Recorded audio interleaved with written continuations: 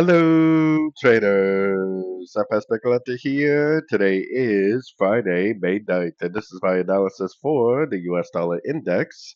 If you haven't done so yet, definitely do check out my free Discord channel, which is linked down here in the corner at the end of the video. And make sure to take a look at my website, fxpipcollector.com. Watch the video on my home screen to learn more.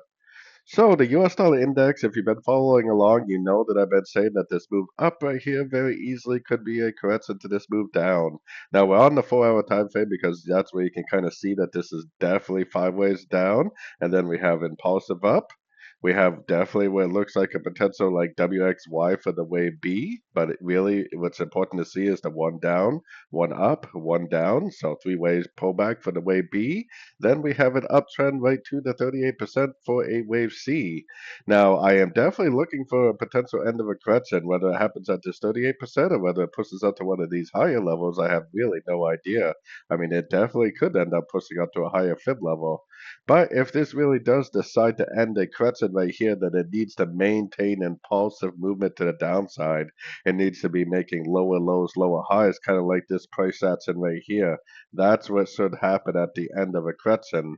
If it does anything besides that, then it is likely not the end of a correction. So keeping that concept in mind, let's take it down to the 1 hour time frame. So on the 1 hour time frame, we definitely did have a breakdown at a Fibonacci level. So this very, very well could be the end of a correction. If it is the end of a correction, it can make pullbacks, but it needs to maintain momentum. It needs to make lower lows, lower highs like that. If it starts doing anything like this, like making overlapping patterns, anything like that, then more than likely it's not the continuation of the downtrend. More than likely it's like a pullback within an uptrend.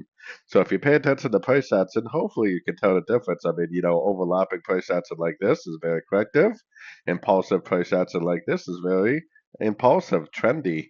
So we got to try to tell the difference between overlapping corrective price action and impulsive trending price action.